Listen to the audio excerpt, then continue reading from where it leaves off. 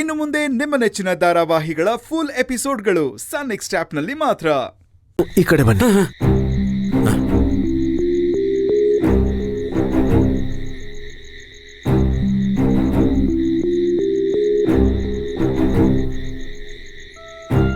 ಅಳಿಯಂದ್ರೆ ಜೋಪಾನ. ಹಾವಿರೋ ಹುತ್ತ. ಆಸ್ಪತ್ರೆ ಇಲ್ಲಿಂದ ತುಂಬಾ ದೂರ. ನೋಡ್ಕೊಂಡ್ ಕೈ ಹಾಕಿ. ಏನಾದ್ರೂ ಹೆಚ್ಚು ಕಮ್ಮಿ ಆದ್ರೆ ಕಷ್ಟ ಆಗುತ್ತೆ. ಭಯ ಪಡ್ಬೇಡಿ, ನನಗೇನು ಆಗಲ್ಲ. ಆ ದೇವರು ನಮ್ಮ ಜೊತೆಲೇ ಇದ್ದಾನೆ.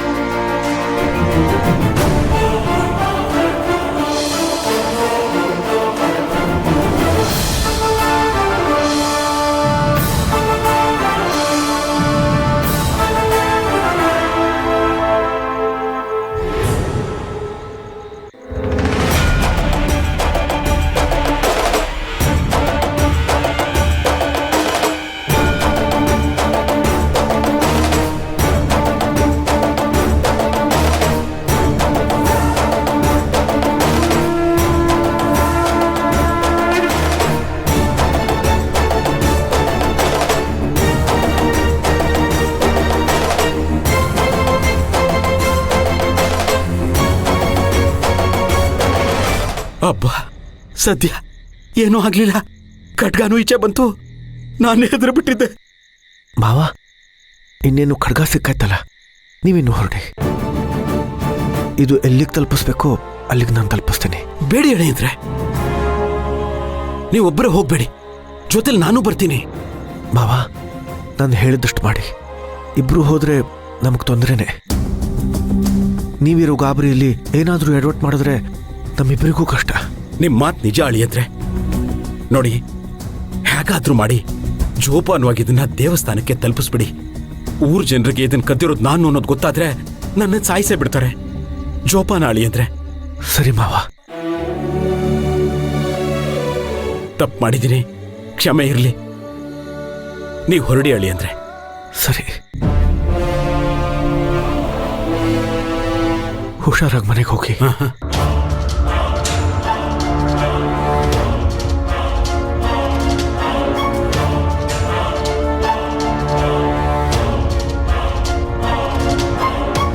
ನಿಂತ್ಕೋ.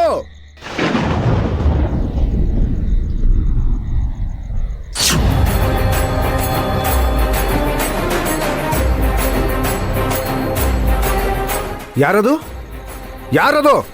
ಆ ಖಡ್ಗನ ಅಲ್ಲೇ ಬಿಟ್ಟು ಹೋಗು. ಇದು ನಮ್ಮ ಊರಿನ ಆಸ್ತಿ, ನಮ್ಮ ಪೂರ್ವಜರ ತ್ಯಾಗದ ಸಂಕೇತ. ಇದನ್ನ ಬಿಟ್ಕೊಡೋ ಮಾತೇ ಇಲ್ಲ. ಆ ಖಡ್ಗನ ಅಲ್ಲೇ ಬಿಟ್ಟು ಹೋಗದೆ ಇದ್ರೆ ನಿನ್ನ ಪ್ರಾಣಕ್ಕೆ ಅಪಾಯ. ಇಷ್ಟು ಕಾರ್ಗತ್ತಲ್ಲಿ ನಾನು ಒಬ್ನೇ ನಡ್ಕೊಂಡು ಬಂದಿದ್ದೀನಿ ಅಂತಂದ್ರೆ ನನಗೆ ನನ್ನ ಜೀವದ ಮೇಲೆ ಭಯ ಇದೆ ಅಂತ ಅನ್ಕೊಂಡ? ನನ್ನ ಪ್ರಾಣ ಹೋದ್ರೂ ಪರವಾಗಿಲ್ಲ, ಇದನ್ನ ನಾನು ಬಿಟ್ಟು ಕೊಡೋದೇ ಇಲ್ಲ. ಎದುರಿಗೆ ಬಾ. ನಾನಾ ನೋಡೇ ಬಿಡೋಣ.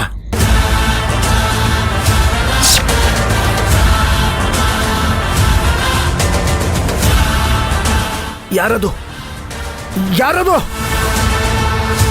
ಯಾರು ನೀನು? ಆ ಖಡ್ಗದ ಮಾಲೀಕ ನಿನ್ನ ಪೂರ್ವಜ.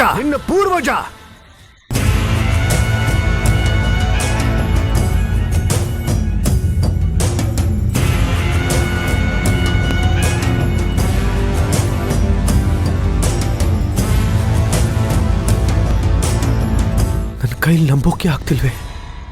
ನಾನು ನೋಡ್ತಿರೋದು ನಿಜಾನಾ? ಸಂಶಯನೇ ಇಟ್ಕೋಬೇಡ. ನೀವೆಲ್ಲ ನಿಮಿತ್ತ ಮಾತ್ರರು. ಆ ಖಡ್ಗದ ಕಳ್ಳತನದ ಹಿಂದೆ ದೈವ ನಿರ್ಣಯನೇ ಇದೆ. ಮೊದಲು ಆ ಖಡ್ಗನ ಅಲ್ಲೇ ಬಿಟ್ಟು ಹೋಗು.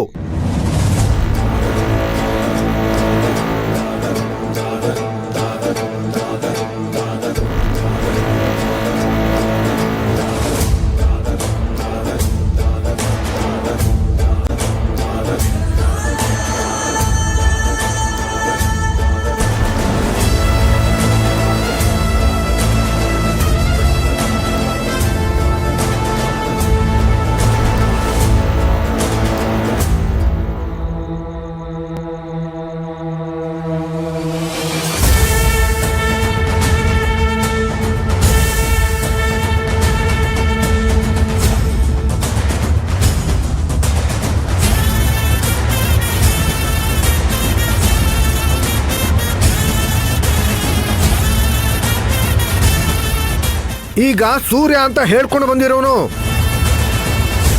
ನಮ್ಮ ಸೂರ್ಯ ವಂಶದ ವಾರಸ್ದಾರ ಅಲ್ಲ.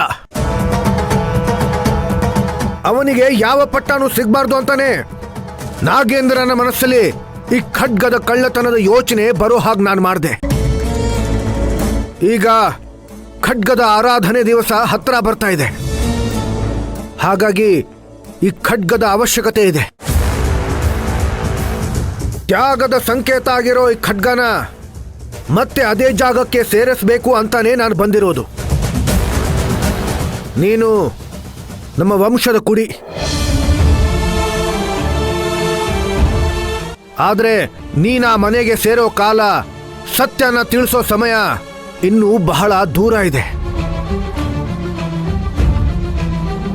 ದೈವಶಕ್ತಿ ಇರೋ ನಮಗೆ ಇನ್ನೂ ಏನೂ ಮಾಡೋಕ್ಕಾಗ್ತಾ ಇಲ್ಲ. ನಮಗೂ ವಿಧಿ, ಕಾಲ, ಸಮಯ ಅಂತ ಇರುತ್ತೆ. ಆದರೆ ಖಂಡಿತ ನೀನು ಆ ಮನೆಗೆ ವಾರಸ್ದಾರ ಆಗೋ ಸಮಯ ಬಂದೇ ಬರುತ್ತೆ. ನನ್ನ ಆಶೀರ್ವಾದ ಯಾವಾಗ್ಲೂ ನಿನ್ನ ಜೊತೆಯಲ್ಲಿರುತ್ತೆ. ನಿನಗೆ ಒಳ್ಳೇದಾಗ್ಲಿ.